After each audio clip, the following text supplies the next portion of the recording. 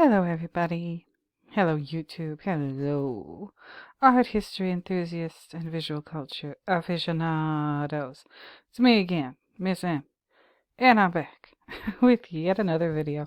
And yes, I'm in a little bit better mood today. Had a little time to rest. Went and worked out at the gym today. And yes, I think yesterday was it? Oh no, the day before yesterday. But I've been skipping days lately.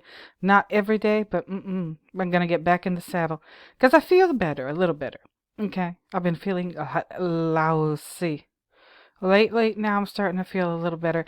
And I told you in the handbag conspiracy video, I tried to make the video that you're about to watch. I tried once, I tried twice, and here I am trying the third time to do it. And I'm back for a third time because somebody left a comment. Oh, I wish I could remember who it was. My brain ain't working right. Just tired. But somebody said, please do try a third time. And I said, okay, I'll do it. Here I am. Hopefully I got my shit together today. You know. Whew. You guys. Part of the reason I do these videos, it's a form of therapy. It's a nice, cheap, actually completely free form of therapy, and talking about these things, analyzing Kubrick, Lynch, and all my stuff that I talk about on this channel, it helps me vent. It helps me get my head together. And if I never make one red cent off of this channel, it's worth it for just that reason. Okay. However, please subscribe to my channel so I can get monetized for real. Now, again, I'm going to talk about the Danny Masterson connection, not necessarily to Stanley, but to Sue Lyon. Okay. And I said I was going to do a video analyzing or looking at Lolita, the Humbert character, and the Sue Lyon, Dolores Hayes character, comparing and contrasting it with what was going on and what was said about Danny Masterson, and in his case recently that he was sentenced to 30 years to life in prison. Again, I believe, like I'm talking like you heard me in those first two videos. No, you didn't.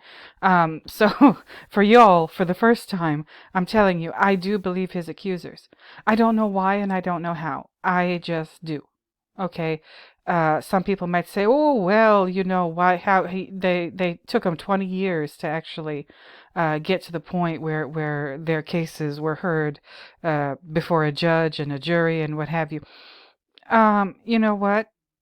If what he was doing to these people is true, no wonder it took that long. He was intimidating people and discouraging them very strongly from telling their stories, let alone going to court and whatnot. And I don't know if y'all remember. Hold on, let me show you.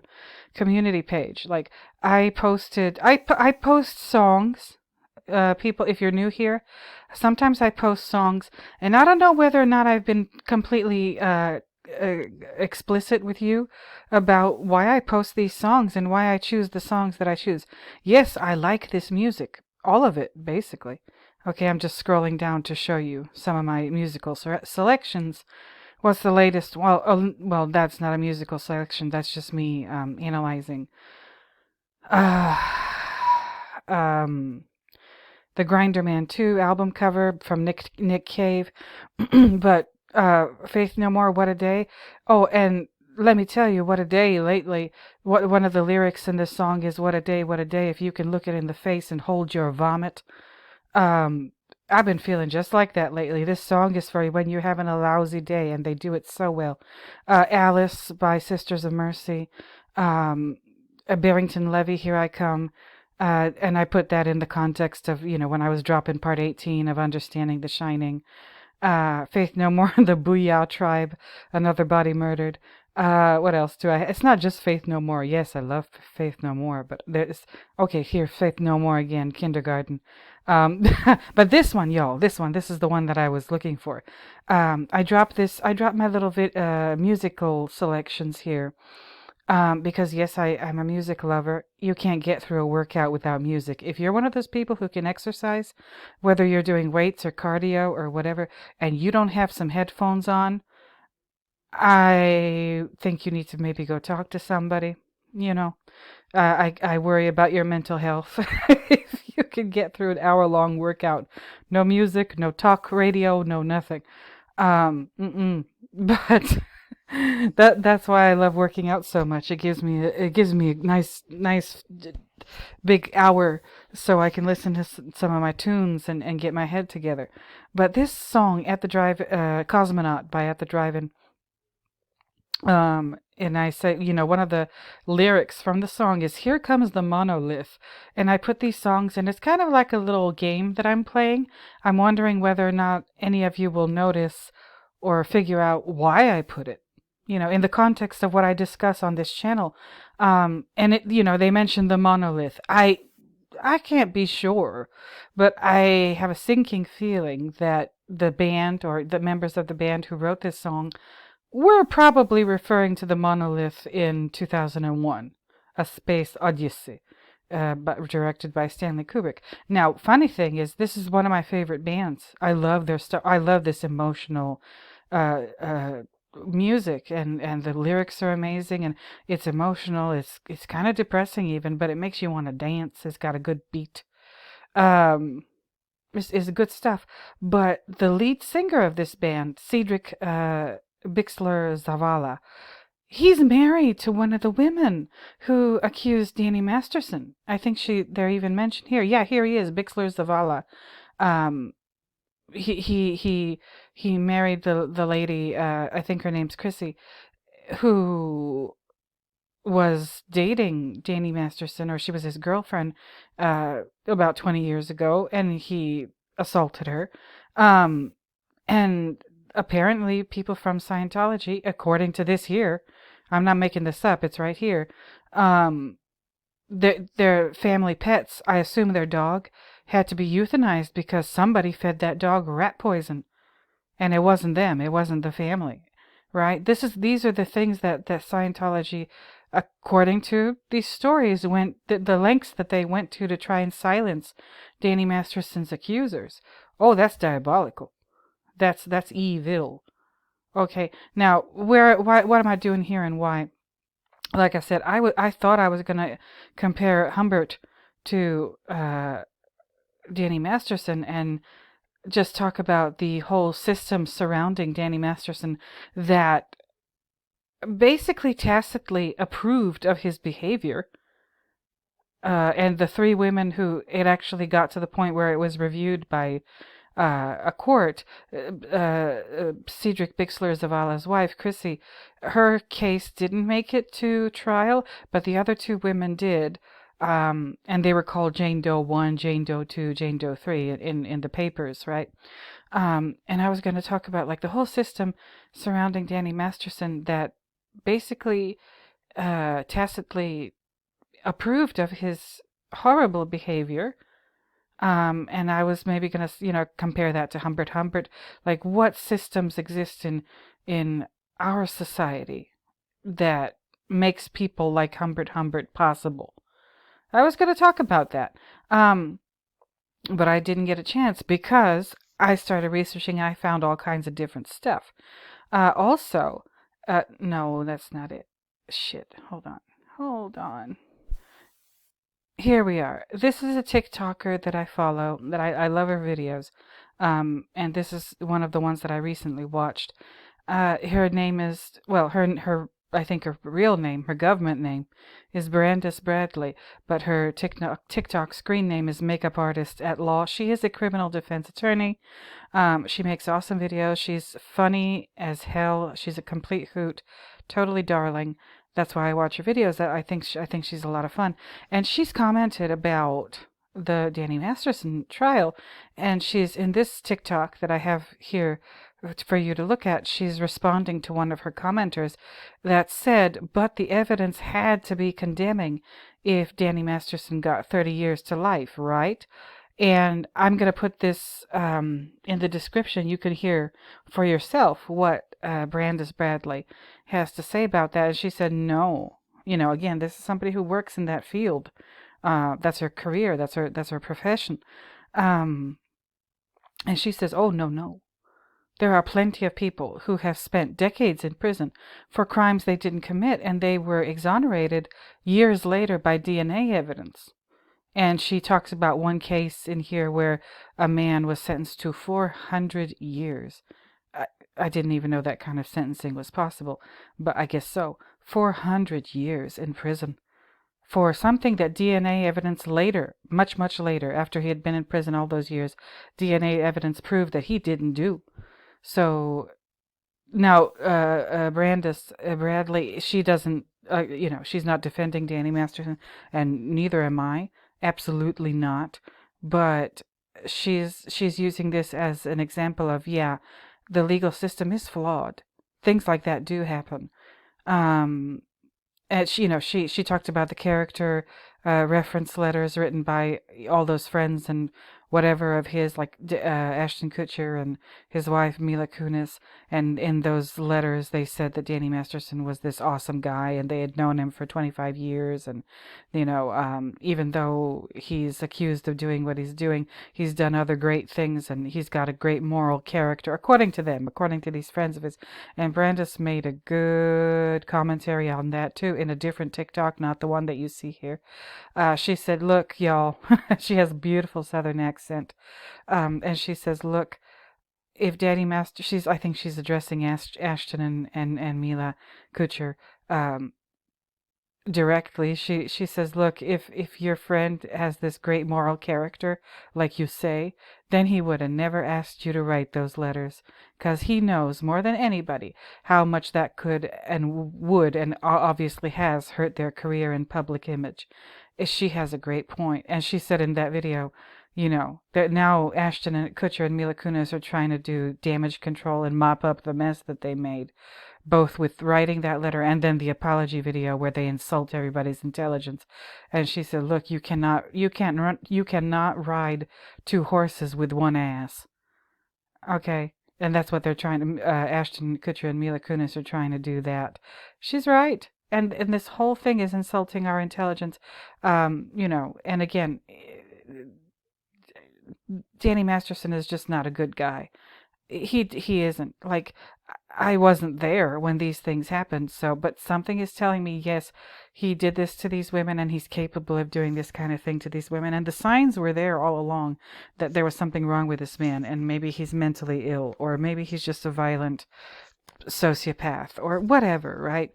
And this has to do with Scientology and what a creepy organization Scientology is. But what I was going to do, and again, check out Brandis's videos.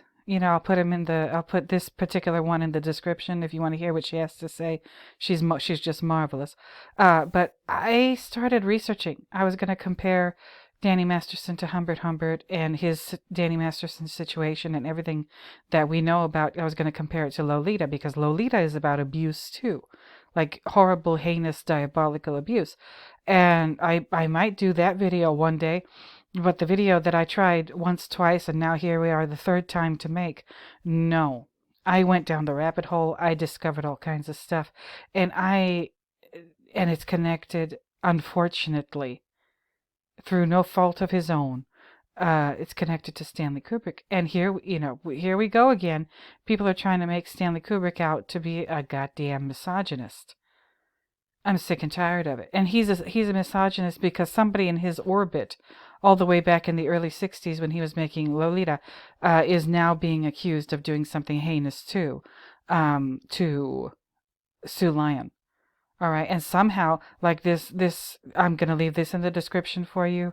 This paper, essay, whatever, from some university in the United Kingdom, the exploitation of Sue Lyon, Lolita, 1962, archival research and questions for film history.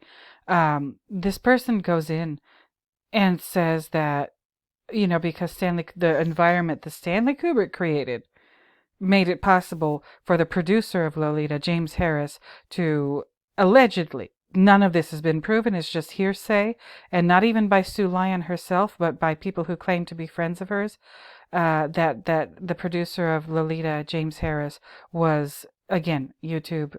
Yes, I've been researching more and more. YouTube just does not like people using that language. Apparently, it's because you can't distinguish between just a discussion about that subject and a threat, or the algorithm can't. So, James B. Harris is now alleged.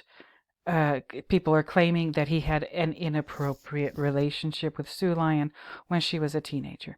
Okay, like right after the filming of Lolita was over in 1961, and then after that, this guy, James B. Harris, is supposed to have been inappropriate with her. Okay? And somehow they believe, the author of this essay believes that reflects poorly on Stanley Kubrick, even though Stanley Kubrick didn't do nothing. He really didn't. He just directed this movie, right? I don't understand it. And he talks about the Stanley Kubrick archives and how they're chock full of evidence of both Stanley Kubrick and James B. Harris treating Sue Lyon like they owned her, and how the conditions of production, it basically just, the point of it all is that Stanley Kubrick is a misogynist. The same thing with Shelley Duvall all over again, but this time kind of worse, because we got James B. Harris allegedly being inappropriate with Sue Lyon. But again, the same outcome. Stanley Kubrick's no good. Stanley Kubrick's a misogynist. Listen, at the end of the day, as they say, Stanley Kubrick was a film director. And I don't believe that it's okay to blame Stanley Kubrick for something somebody else did. If they did it at all. Again, and Brandis says, Brandis says people have been convicted on very flimsy evidence, and not just convicted, but sentenced to 400 years in prison on very flimsy evidence, on eyewitness testimony that, at the time it was obvious, but they let it through anyway. Eyewitness testimony that just was incredibly unreliable, and that caused somebody to go away to prison for life. Now, James B. Harris, I'm not saying that James B. Harris is a good guy or was a good guy. No, I'm saying there's an issue with alleging that somebody did something to somebody who is no longer around to give their side of the story, and didn't give their side of the story while they were alive, and that somebody is Sue Lyon. Okay, and then connecting it to somebody who probably had nothing to do with it, Stanley Kubrick. That's ridiculous. I'm sick and tired of that kind of shit. I'm sick and tired of people like Danny Masterson acting like Danny Masterson acted, and doing what he did to it. Yeah, I'm sick of that. I feel so sorry for those victims. No. But, and if Sue Lyon is a victim of James Harris, I feel so bad for her if she had to go through that. But with Danny Masterson, there was a trial. There was lawyers and a judge and a jury and the whole thing. With James B. Harris, no. More or less, we have hearsay, and very unreliable hearsay, in my opinion. That's what this video is going to be about. That's why it's going to be a little controversial. And I'm going to explore this. I'm not going to just say, okay, you got to agree with me. Actually, first of all, I don't even know how I feel about the James B. Harris thing. If he did that to Sue Lyon, he can go to hell. I mean, I think that's pretty obvious that I would feel that way. But if he didn't, and these people are saying that he did, and that's just based on hearsay, or conjecture, or just gossip, or whatever, and the person it was done to is not around to confirm or deny it. And none of these people said any of that while this person was alive, Sue Lyon. Mm-mm. Mm-mm. I really don't like people who go ahead and speak for people who are not around to confirm or deny. And the story's about them, and they're dead. They can't defend themselves, or they can't set people straight and say, no, that's not what happened. This has to deal with me. Let me tell my story. No, same thing with Shelley Duvall. Everybody says Stanley Kubrick was just horrible to her. Everybody except Shelley Duvall is saying that. That's the same kind of problem. And I do believe in holding abusers accountable and bringing them to justice. And, oh, yes, I do. Oh, I absolutely do. But I also don't believe in accusing somebody of something when you don't have any evidence to prove it, and it might be just out of spite, or I believe in this case that I'm about to explain to you, might be just out of jealousy. And then it's then used, if you look at the date of this paper, it was written in 2020, is then used to drag somebody else's name who has nothing to do with the situation, Stanley Kubrick, drag his name through the mud and call him a misogynist and whatever else once again. No, not okay. Okay, not okay. Absolutely not okay. So you guys, I'm going to do my church announcements, then I'm going to take a little coffee break, and we're going to get into it. Hopefully I'll do a much better job this time than I did the first two times. But wonderful viewers and listeners, returning viewers, thank you for returning. New viewers, thank you for being new. Subscribers, thank you so much for subscribing. All of you, please don't forget to like, comment, subscribe, and share the video. If you know anybody who's enjoying this, especially be mindful of liking, because that does help push me out into the algorithm a little bit more. And I can't wait for your comments for this video, because I don't know what I'm doing. I am not a lawyer. I am not a judge. I am not, I don't know, like, academic things about ethics and stuff like that. No, it's just me trying to make sense of this as a regular person who is trying to analyze Stanley Kubrick's movies. And again, at the end of the day, Stanley Kubrick is a film director, an artist, trying to create a work of art that has captivated us all. So he did something right. But he's not a god. He's not, he's not the last word on anything.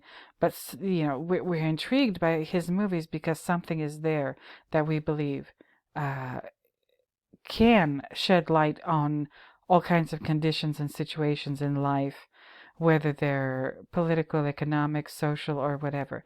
That's why we love Stanley Kubrick's movies, and or David Lynch's movies, and or Steven Spielberg's movies, or Quentin Tarantino, or any director that you're into.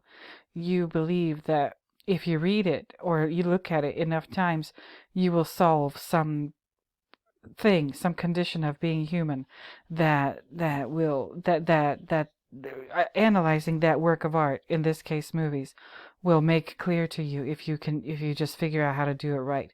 That's why we're here, and Stanley Kubrick attracts people like us who are overly analytical, and we love to we think that art is a language unto itself that needs to be deciphered. Okay, so that's that. I did my church announcements. Now you know what the video is about. Now you can decide whether or not you want to stay.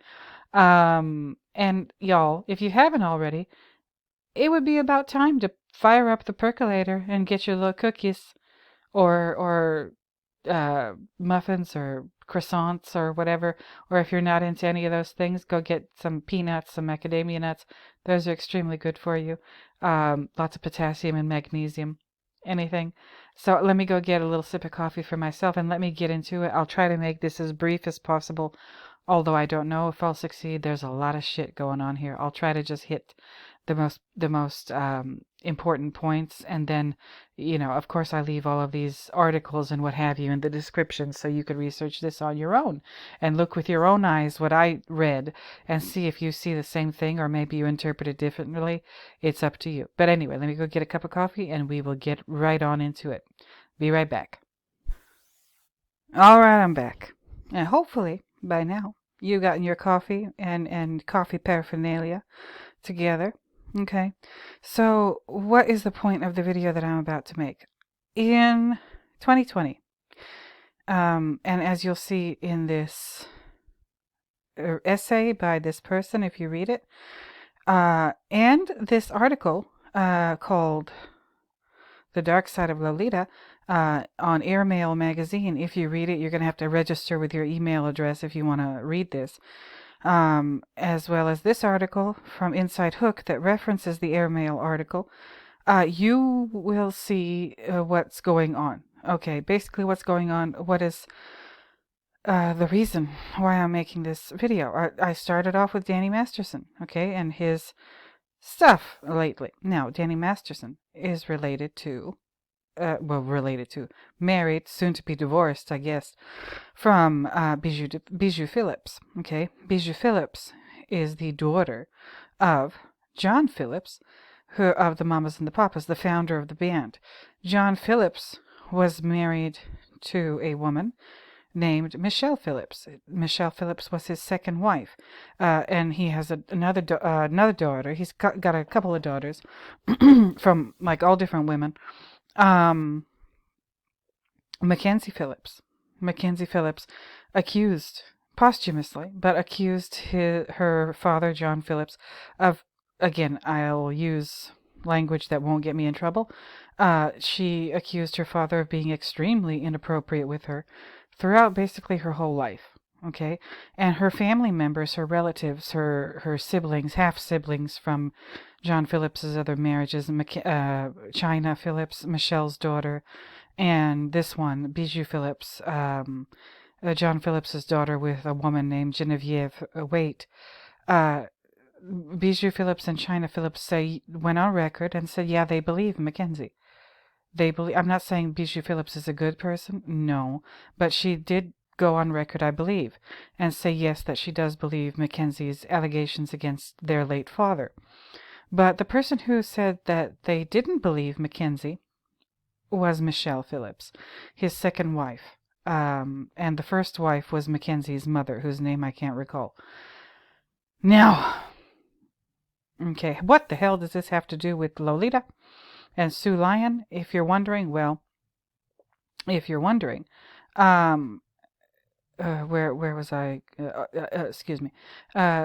Sue Lyon was allegedly, apparently, according to Michelle Phillips, they were best friends when they were teenagers. Okay, Michelle Phillips is, where's her? Yeah, there's her Wikipedia page. She was born in June 1944, and Sue Lyon was born in July of 1946. So Michelle Phillips was is 2 years older than Sue Lyon, and apparently they were friends. They were both young models back in the early 60s, late 50s. And the common connecting thread between them two seems to be not Fauna, but Tamar Hodel. Who the hell was Tamar Hodel? And I think she's passed on now too. She was the daughter of George Hodel, one of the as it says here, a prime suspect in the infamous Black Dahlia murder mystery, the murder of Elizabeth Short. George Hodel, Tamar Hodel's father. Years and years and years later, people put the pieces together and said, oh, maybe George Hodel did it. He was a doctor. He was a creep. In more ways than one. This Wikipedia page is for Fauna Hodel, Tamar's daughter that she gave birth to in 1951 at the age of 16, who maybe have been fathered by her own father. Or maybe it says here, the birth certificate, they said the father was an unknown Negro. I don't know. I just don't know. But Tamar also accused her own father of being inappropriate with her. Okay? George Hodel seems like a real freaking piece of work.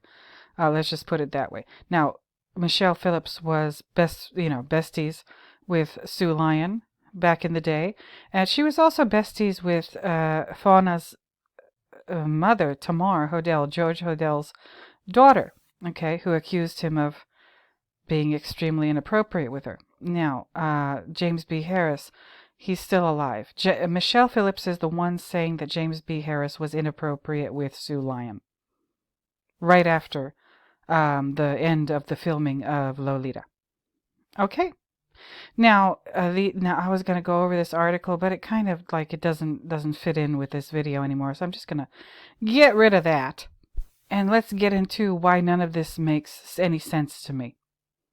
Okay, so James B. Harris is being accused more or less exclusively by Michelle Phillips of having been inappropriate with Sue Lyon when she was still a teenager, right after the filming of Lolita.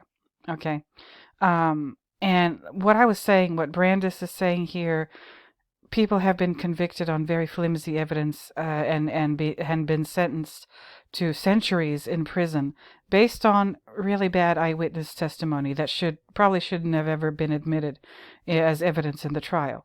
Now, again, I must stress that I don't know whether or not James B. Harris did to Sue Lyon what Michelle Phillips is alleging he did to Sue Lyon. And Sue Lyon, the thing is, Sue Lyon, unfortunately, the poor lady died in 2019 at the age of 73. Sue Lyon had a really, really rough life. She just had a rough life. Her whole family, there were issues with her family, and all kinds of stuff. You can read about it in her Wikipedia page or just look her up. She had a very, very, very tough life. Very tough life. And it mentions the James Harris accusations, and they all stem from this airmail article. Okay? So this part of Sue Lyon's biography in Wikipedia is relatively new. It was retrieved, August 2023, so pretty recently. And the airmail article that I had to register so I could read, was written in October of 2020. And Sue Lyon died, where is she? Where is it? December 2019. So about 10 months after Sue Lyon's death, this is when Michelle Phillips, I don't know why, but she went ahead and said this about James B. Harris and Sue Lyon, that they had this inappropriate relationship, that James B. Harris was inappropriate with her. Basically, from the material that I have reviewed, again, I'll put it all in the description so you can review it in your own time, in your own right. The key figure here is Michelle Phillips making these claims a year after Sue Lyon is dead. She didn't say this while Sue Lyon was alive. Again, I don't know how I feel about that, because Sue Lyon, when she was alive, she could have commented on the story and she could have said for herself, yeah, this happened to me. Sue Lyon could have said, yeah, James B. Harris was inappropriate with me and it was rotten and it was no good and how dare he. But she didn't. Her whole life looks like it. She kept that, if that happened, she kept it to herself. And here comes Michelle Phillips in 2020, again, a year after Sue Lyon's death, claiming this with dubious motivations, if you ask me, right? So why am I here? Because it has to do with Lolita. And again, they're using this once again to make Stanley look like just a rotten jerk. And I'm sick of it.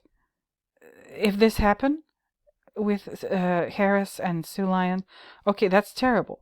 And he needs to be exposed if this happened. But at the same time, they need to do a little more than just make a claim, an offhanded claim about something. There needs to be a little bit more evidence about it. It's just a little too convenient for me that Michelle Phillips is making these claims, again, when Sue Lyon is not around to confirm or deny.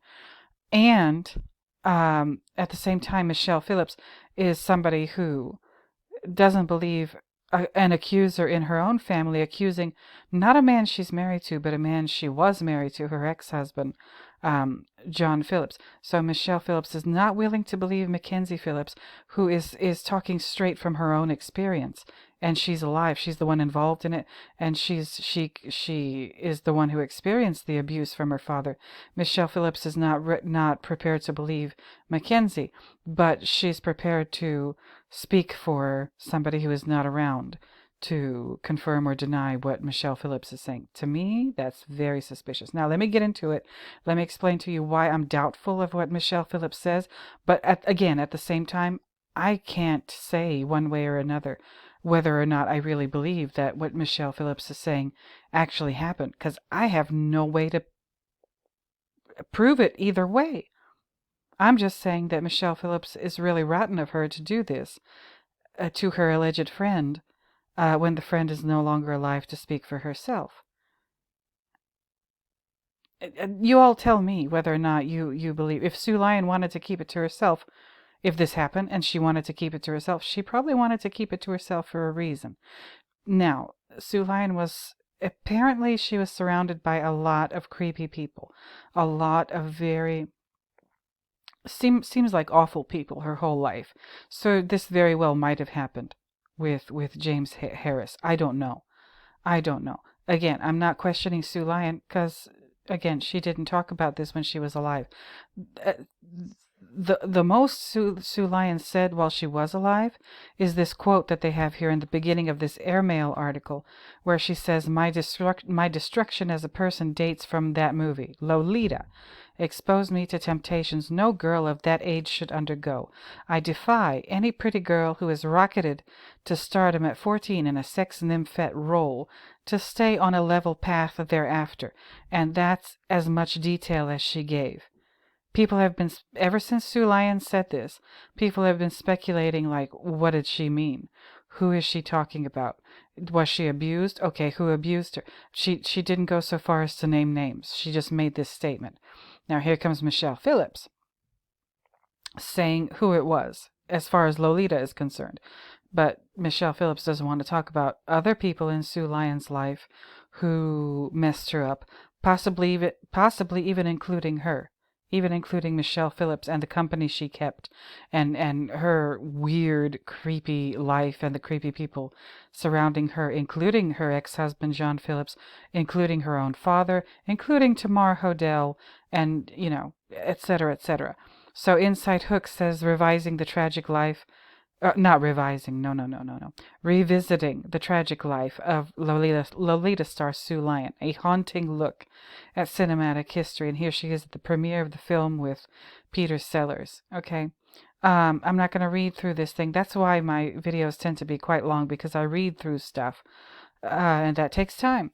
Now, again, they cite Michelle Phillips.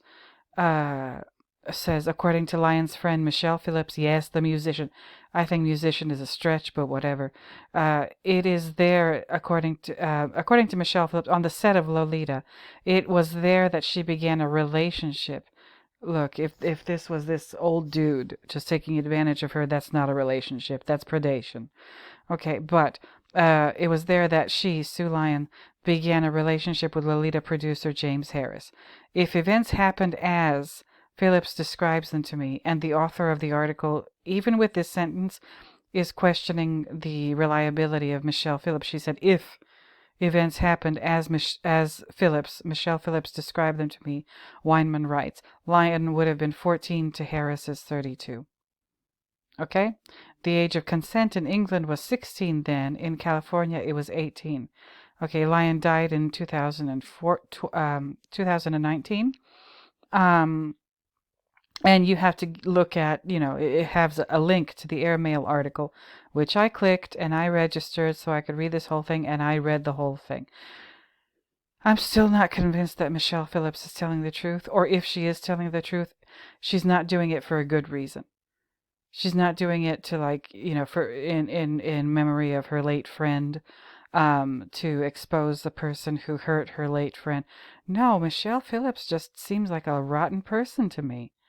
Even if this is true, I don't think she's doing it for altruistic reasons, telling this story. Sue Lyon's life was horrible. Just horrible. And she says that her life and all the bad turns it took, her destruction as a person dates from that movie. We've heard all the stories from Hollywood, how young people, child actors, teenage actors get abused, taken advantage of, hurt in all kinds of different ways by the people that surround them when they're working on these movies, TV shows, what have you. So that's not a stretch that being in the entertainment industry at such a young age caused her all kinds of damage. Oh yeah, that doesn't surprise me at all. Now, um, this article talks about that, and of course I'm going to focus mostly on what they have to say about Michelle Phillips. Okay, um, apparent in this article, and I think in the Vanity Fair article I'm going to show you later, right? That from 2000 and where is it? 2007, California Dream Girl. This article is supposed to be about Michelle Phillips, but it talks an awful lot about Tamara Hodel. Okay, but anyway, in this article in Airmail, it says that Lyon and Michelle Phillips were childhood best friends. Okay, and that Lyon was introduced to the novel by Vladimir Nabokov, Lolita, by Michelle Phillips.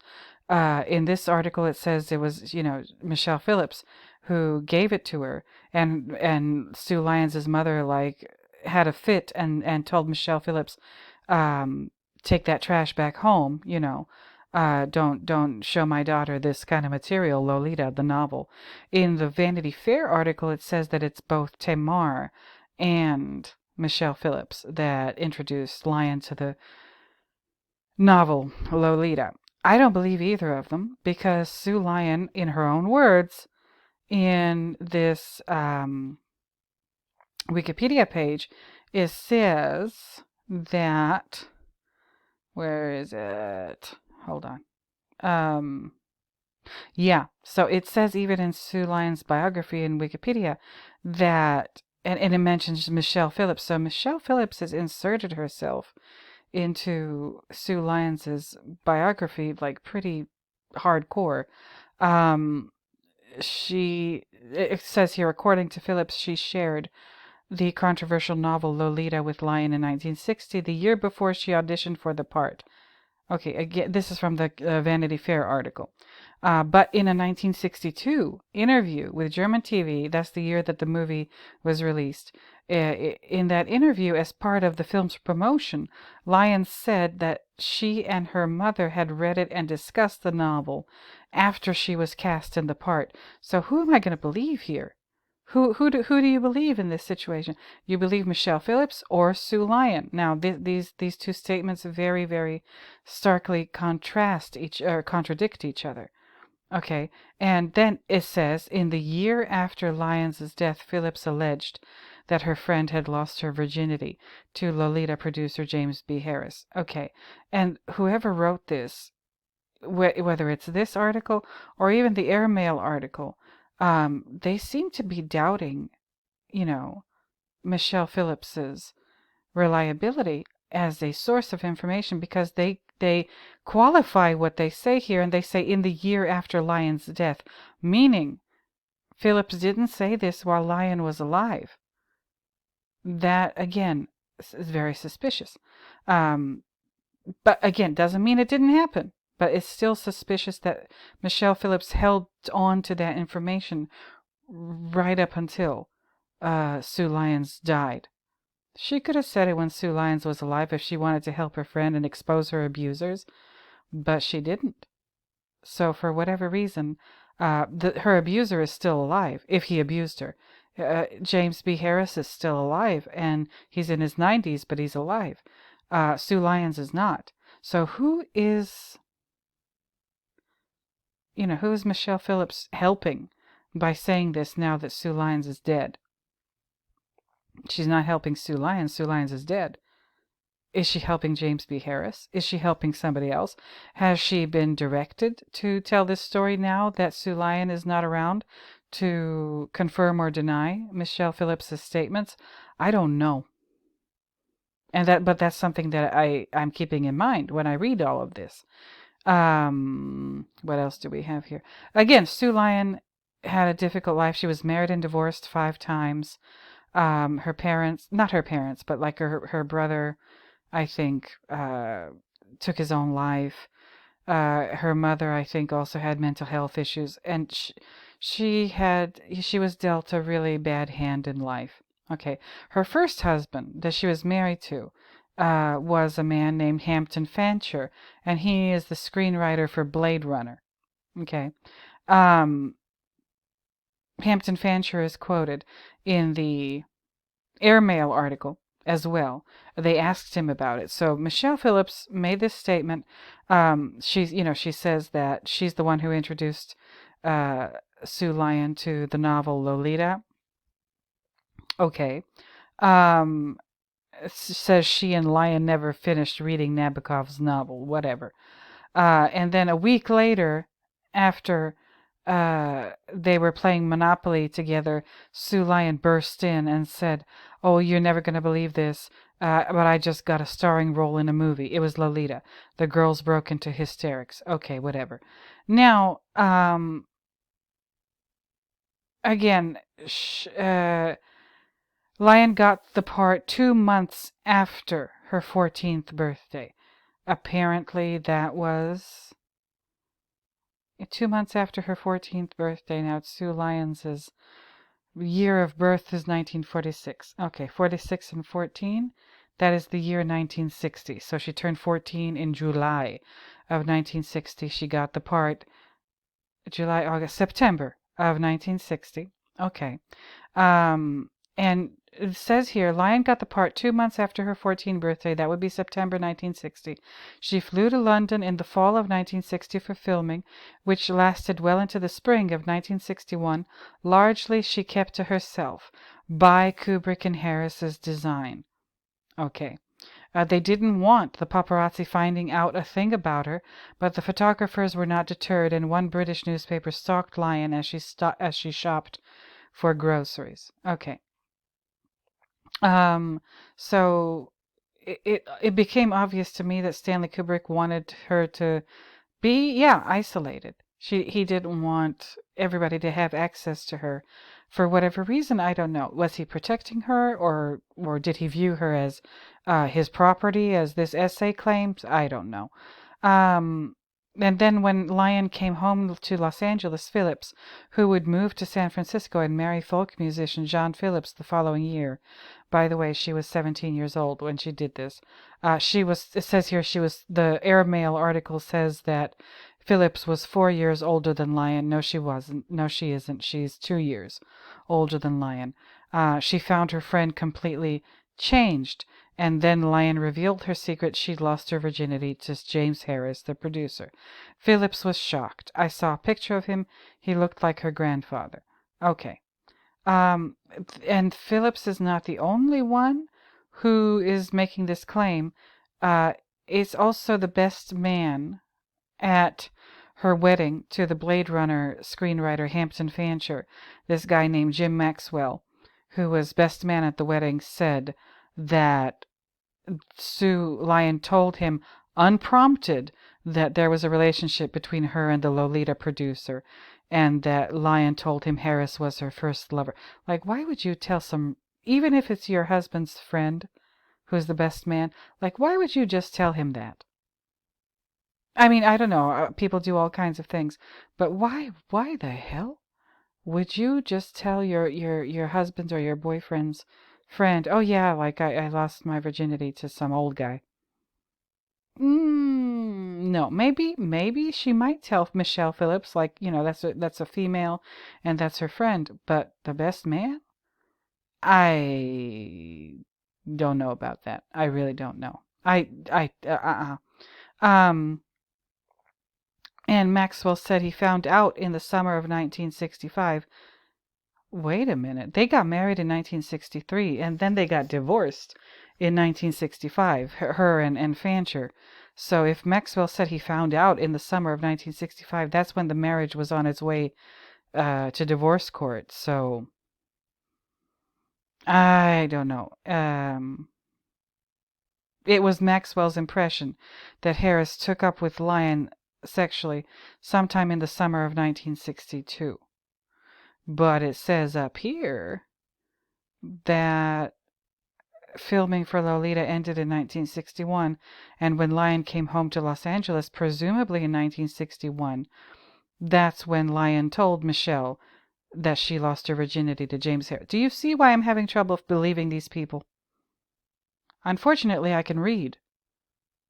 They never should have taught somebody like me how to read. No, they should have let me be illiterate and called it a day. But they asked her husband, this is the guy, Hampton Fancher, and Sue Lyon, and this picture was taken in 1963, the year that they got married. And then the author of this article says, I also spoke to Fancher, who co-wrote the screenplays for Blade Runner and its 2017 sequel, Blade Runner 2049, about this. He was eloquent, erudite, and self-lacerating about his brief romance and collapsed marriage, his second, her first. When I asked what he knew about Lyon's involvement with Harris, Fancher paused. Now listen to this, you guys. Fancher paused, and then he says, I shouldn't say anything because he is around. He means James Harris. And these days, my God, it was weird enough then, so I don't have anything to say about that. Now, he doesn't say anything. Probably a good decision for him. And he's alluding to that he won't say anything because James Harris hasn't died yet. But I don't think that's why. And these days, my God, he's not talking about protecting James Harris when he says, and these days, my God. He doesn't care about James Harris. I don't even think he really cared about Sue Lyon. It was weird enough then. So he's talking about, like, post Weinstein, the Me Too movement and all of that. So, and then he ends it by saying, so I don't have anything to say about that. He's protecting his own ass, this Fancher person. There they are in 1963. Sue Lyon, 1946. So in 1963 was the year when she turned 17. Okay, follow me now. 1963 is when Sue Lyon turned 17. And prior to July of that year, in 1963, she would have still been, right up until July 10th, she was 16. And then on July 10th, she turned 17. 1963 is the year she married this Fancher person. Fancher now, look at this is his Wikipedia page. He was born another July, so July 18th, 1938. So in 1963, on his birthday, and after his birthday in 1963, Hampton Fancher would have been 25. Are you following me? So, and right up until his birthday in July in 1963, Hampton Fancher would have been 24, and Sue Lyon would have been 16. Again, did they get married in California? I don't know. But as the article tells us, the age of consent in California was and is 18. What the hell was this son of a bitch at the age of 24 or 25 doing, carrying on with a 16, 17-year-old girl and marrying her when obviously the age of consent in California, again, was and is 18. Did Sue Lyon's parents sign off on it? Is that what has to happen for a old scumbag to marry a teenager? I don't know. I don't know the law regarding that kind of thing, but that's why I said Hampton Fancher doesn't give a shit about James B. Harris and doesn't give a shit about saying something because James B. Harris is alive. No, he says I shouldn't say anything, and he doesn't have anything to say about it because he was doing the exact same shit as James Harris was, except, James Harris didn't marry Sue Lyon because he couldn't. He was already married to another woman. Or rather, this Hampton Fancher person married her. Married his underage bride in 1963. And I don't know what year. Not what year, I'm so sorry. I don't know what month that marriage took place. Does it say here? Did I just oh yeah. He found out Maxwell, the best man, found out about James B. Harris and Sue Lyon, allegedly from Sue Lyon's own mouth. Unprompted. She just blurted it out, I guess. Whatever. He found out in the summer of 1965 when her and Hampton Fancher, their relationship and their marriage was either over or almost over. Okay, why was he having that conversation with her, and in what context? He doesn't tell us that. And so Harris was 32, and Sue Lyon was 14 when this alleged abuse and inappropriate relationship happened. Okay, that's terrible. A 32-year-old man and a 14-year-old girl. But this Fancher person, a 24-year-old man and a 16-year-old girl, that's not really that much better. And no, it's not. It's not much better at all. Period. So who are these people? And obviously they have no morals. You follow me? These people have no fucking morals. Hampton Fancher has no morals. If James B. Harris did this to her, he has no morals. And Michelle Phillips also has no morals, because her revelation regarding this, she doesn't say this like, and she's horrified by it. She just says it very matter of fact. At least it looks that way to me when I read these articles where she says, oh, I was shocked. I saw a picture of him. He looked like her grandfather. A 32-year-old man does not look like anybody's grandfather, Michelle. And if we're going to talk about that, let's talk about your husband, John Phillips, that you met probably when you were about 16, married him when you were 17. Again, you had not reached the age of consent, whereas Michelle Phillips's page. John Phillips, let me see, the age difference between them, I think it was about 9 years age difference between Michelle Phillips and John Phillips. Yep, 1935. She was 1944. So yeah, they were 9 years difference, and she got married to him in 1962. Oh my God. So 12 minus. Well, I think I read the article. He waited. John Phillips was wily enough to wait for Michelle Phillips to turn 18 when he married her. But their relationship started before she turned 18. And plus, he was cheating on his then wife, Mackenzie Phillips's mother. Okay, moving on. I talked about Tamara Hodel. Tamara Hodel, I cannot find Tamara Hodel's Wikipedia page for some reason. Very mysterious. You can find the Wikipedia page for her creepy-ass father. He was accused of raping her, his daughter, Tamara, but was acquitted of that crime. So Tamar comes from a really nasty family too. Okay, she had a child at the age of 16 in 1951. Okay, so that means she would have been born in 51 minus 16, 1935. So she was, I think, 9 years older than Michelle as well. In her teens, Michelle was hanging out with all these grimy-ass people. And if you look at the Vanity Fair article, you will see that something was very wrong with Michelle Phillips's both her upbringing and her life after she got away from her father. This article was written in 2007. Okay, 2007. And Michelle Phillips talks about her life, and she talks a whole lot about Tamar Hodel. Now, Michelle Phillips, it says her serial conquests of eventual serial conquest of its 3 top young lions, I guess, in Hollywood: Dennis Hopper, Jack Nicholson, and Warren Beatty. Nailed for her its femme fatale sweepstakes. Listen, something's wrong with Michelle Phillips and her life and the people who influenced her.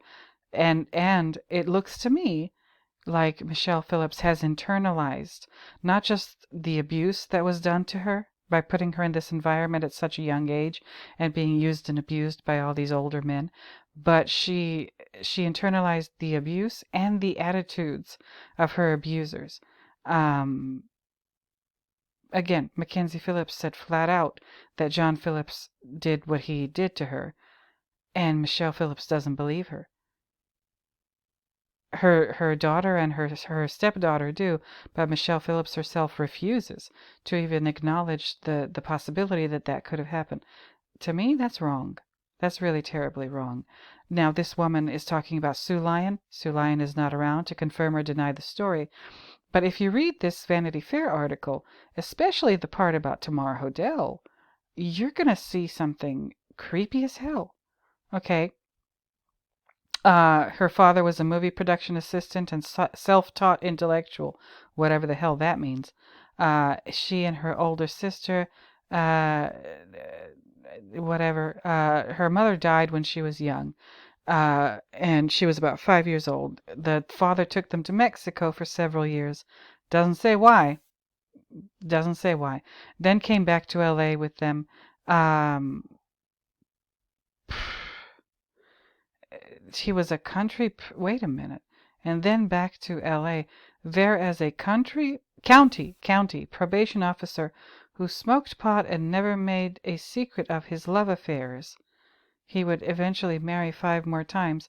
He seemed to model the axiom hedonism requires discipline. Okay, so Michelle Phillips's father was like a nasty piece of work. Okay. Um, no. Uh,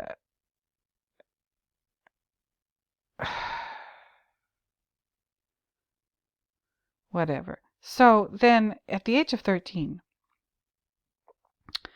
Michelle Phillips, and they don't say why or how, probably through her father, this weirdo, was introduced to Tamar Hodel.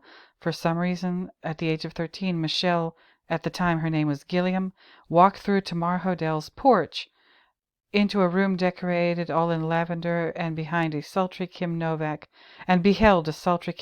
look-alike. Apparently, Michelle thought that Tamar was the epitome of glamour. She was someone who never got out of bed until 2 p.m. and she looked it. Okay. Ha ha ha ha ha ha ha ha ha. Tamar was married to some dude named Stan. Okay. And Michelle says Tamar was so exotic she was instantly my idol. Again, something's wrong with Tamar, very wrong with Tamar's upbringing. But Michelle Phillips seems to have been introduced to these people under dubious circumstances, and then she took up this friendship with Tamar. What the hell is going on? What the hell is going on here? And when Michelle appeared on Tamar's porch, Tamar saw in her a gorgeous little Bridget Bardot, and sensed that she could rewrite her own hideous youth regarding her father, George Hodel, by guiding a protege through a better one. Okay. Tamar says meeting Michelle felt destined, as if we'd known each other in another life. Now, mind you, Michelle Phillips is 13 at this point, and Tamar is 22. What the hell? There's no reason for a 22-year-old and a 13-year-old to have any kind of friendship. No. No. There's no reason for a 22-year-old and a 13-year-old to be besties. Absolutely not. That's inappropriate in its own right. Okay, and then Michelle says I moved in with Tamar. She, quote-unquote, adopted me right away. Then everything started. What's everything? Well, Tamar took the lower middle-class bohemian's daughter, polished her. She bought her clothes that Gil, Michelle's father, couldn't afford, enrolled her in modeling school, taught her how to drive her lavender Nash Rambler, and provided her with a fake ID and amphetamines. Michelle says, so I could make it through a day of 8th grade after staying up all night with her. Tamar introduced me to real music, yada, yada, yada. And now it says to keep Gil, Michelle's father, from being bent out of shape by the fact that his daughter had been spirited away. They just took her and didn't even ask her father about it. Well, that's interesting. But to keep Gil from being bent out of shape, Michelle says Tamar put on perfect airs around my dad, and when it became necessary, she would sleep with him. Okay. One day, I mean, that is creepy as hell. That is gross. One day, Tamar's husband, Stan, made the mistake of crawling into Michelle's bed. Michelle shoved him out, and Tamar ended the marriage, leaving the 2 young blonde beauties on their own, with sometimes a third one visiting them. This is where Sue Lyon comes in. Where sometimes a third one visiting them, Michelle's fresh-faced teen model friend, Sue Lyon. And I guess Tamara is talking here, and she says Sue was innocent and naive, not like us. Sue's mother bawled Michelle out for sneaking her daughter a copy of Lolita. Tamara says she had to explain the infamous, you can see what it says there, the famous, not infamous, the famous, you know what, scene to the sheltered ingenue. A few years later, listen to this. A few years later, Sue was cast in the title role in the 1962 Stanley Kubrick film of the novel, a role Tamar insisted should have been played by Michelle. Okay. In early 1961, Tamar and her teenage sidekick moved to San Francisco. I guess that was the place to be in the 60s. They painted their apartment lavender, and like two Holly Golightly's on uppers, they did the town, watching Lenny Bruce and Mort Saul spew their subversive humor at the Hungry Eye and the Purple Onion. They got to know the cool guys on the scene, whatever. Okay. I don't know what this looks like to you, what I just read to you about Tamar Hodel and Michelle Phillips. I mean, Vanity Fair says it without saying it, in my opinion. When they call them two Holly Golightly's on uppers, basically they're saying that they're a couple of ladies of the night. Because it's pretty well known, at least by this point, that the Audrey Hepburn character, Holly Golightly in Breakfast at Tiffany's, was a call girl. So Vanity Fair is basically saying these are a couple of call girls on freaking speed, and that's how they were living.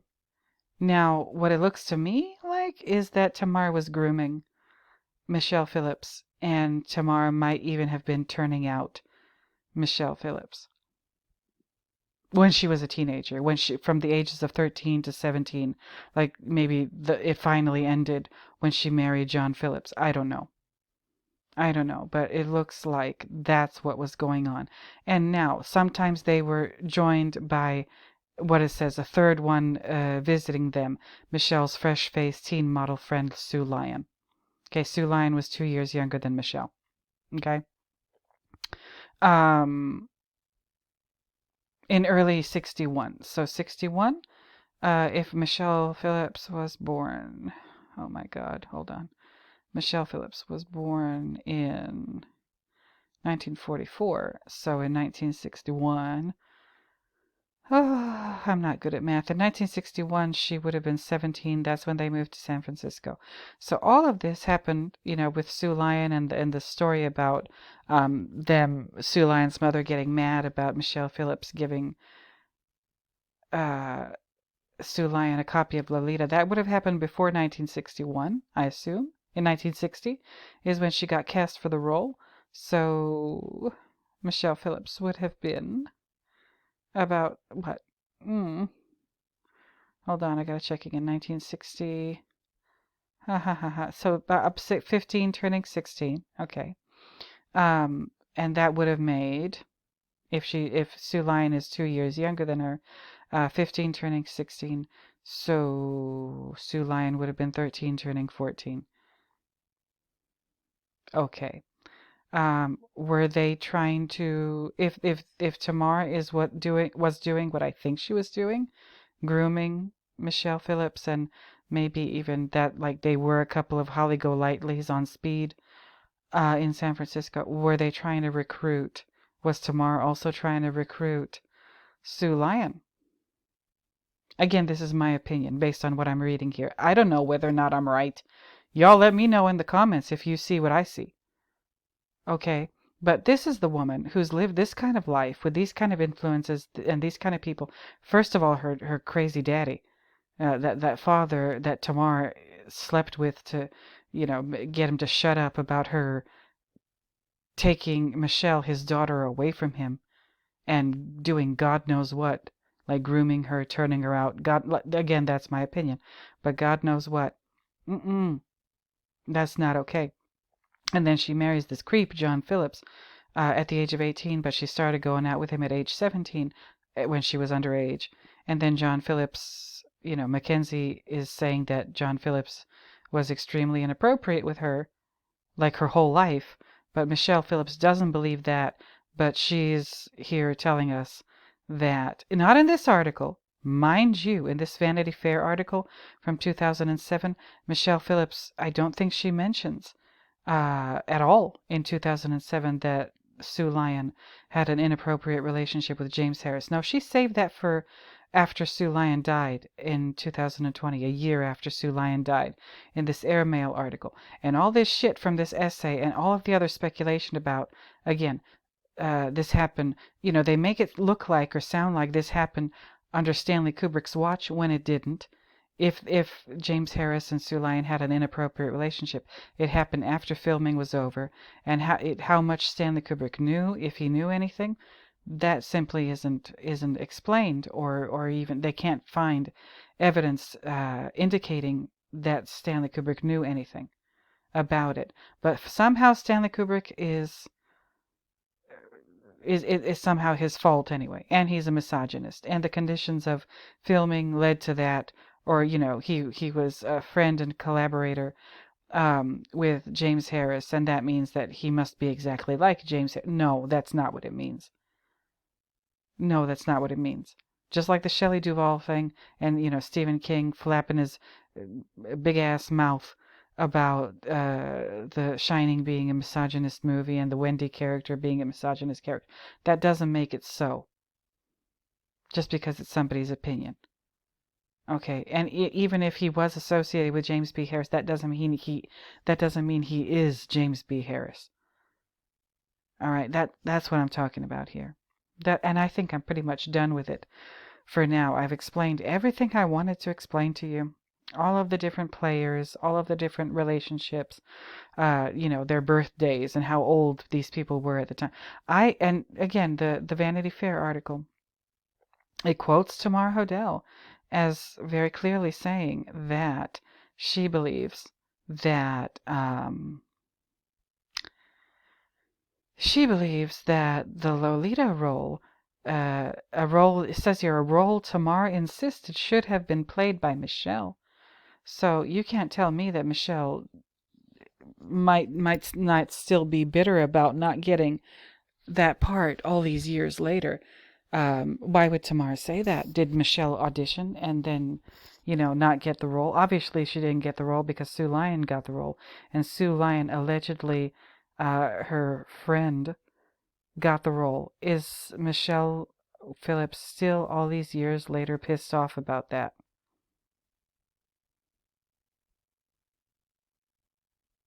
I don't know. You guys tell me. Is that why she's now, when Sue Lyon is dead, now she's talking about the inappropriate relationship between her and James Harris, not when Sue Lyon was alive and could have confirmed or denied it? Is she still pissed off about not being cast as Dolores Hayes in Lolita? Tamar insisted that should have been played by Michelle. Really? Okay. Sounds like they're both a little pissed at Sue Lyon, both Tamar Hodel and Michelle Phillips. Again, y'all tell me. I will end it with this. Okay, this is an article I found. It was supposed to have been written by Stanley Kubrick. The title is Why Sue Lolita Lyon Was Guarded as If Actress Were an Atomic Bomb. And you'll understand why that caught my attention. As you can see here, this is what I've been working on recently. Before, I had all of my nonsense lately happen, I was working on Oppenheimer, The Summer of 42, and I said The Summer of 42 and the number 42 in The Shining is Stanley pointing us in the direction of the Manhattan Project that was done during World War II in the 1940s, specifically the birthday. The official start date of that project is 1942, August, also known as the summer of 1942, and the Manhattan Project was where they developed the atomic bomb. Okay, and I do another video about it here. Is The Shining really about ... the caretaker, which would be Jack, and maybe Jack represents, is a representation of J. Robert Oppenheimer. I don't know, but these are the current theories that I'm working with. Now, Stanley Kubrick writing this, and does it say what year? Yeah, it does. Lolita Exhibitors Campaign Book 1962. Why Sue Lolita Lyon Was Guarded as If Actress Were an Atomic Bomb by Stanley Kubrick. And Kubrick starts with a quote in this article that he wrote. He says, he quotes the press, she is being guarded, watched and hidden always, as if she were a pack of atomic secrets. And Stanley says that was what the press said about Sue Lyon while we were shooting Lolita, in which she plays the title role.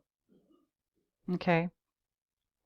And he goes on to say, we didn't want her to be interviewed or make appearances on television despite the terrific demand there was to see her. We felt that the image we wanted to convey in her first film should come fresh to the audience rather than mixed up with knowledge of her personal tastes and habits. She is totally unlike the character she plays in Lolita, and we felt it would impair the reality of that character if people who wrote this, if people knew all about her personal life beforehand. Okay, you go ahead and read the rest of this, you guys, and let me know how you feel about what Stanley has to say about her being guarded. The press says that he was guarding her and James Harris was guarding her like a pack of atomic secrets, especially in context of what I've been working on here, Oppenheimer, Summer 42, Manhattan Project, whatever. Okay, now I'm freaking done. This is the video that I tried not once, not twice, not three times, but 3 times. Now this is the 3rd time that I tried making it. I hope it takes. I hope it gets, I hope I get to publish it. Tell me how you feel about what I've said here. Do you believe that I'm on the right track? Do you think that I'm misguided? Do you think that I'm just flat out wrong about any and all of the things I've said here about Michelle Phillips, about James B. Harris, about Danny Masterson, Bijou Phillips, Mackenzie Phillips? Who else did I mention? Sue Lyon's first husband, Hampton Fancher. Sue Lyon herself, Stanley Kubrick. All the people that I mentioned and all the stuff I talked about. Please tell me whether or not you agree or disagree. If you think I'm on the wrong track, tell me. Let me know. That's what the comments section is for. So let me reiterate my church announcements, and then I'll let you go. Returning viewers, thank you for returning. New viewers, thank you for being new. Subscribers, thank you for subscribing. All of you, thank you for being here, and don't forget to like, comment, subscribe, and share the video. Commenting, I love reading your comments. Liking the video helps push me out into the algorithm, a completely free way to support this channel and give it a little bit more traction, if that's what you want to do. Again, I'm just so happy that any of you are listening to this and interested in anything that I have to say. That means a lot to me. So I'll be back with, hopefully in a day or two, another video. I don't know what it's going to be about, but it's going to be about something. So until then, until I find yet another reason to talk at you in one of these videos, I'm going to go ahead and bid you bye-bye. So, bye-bye, everybody.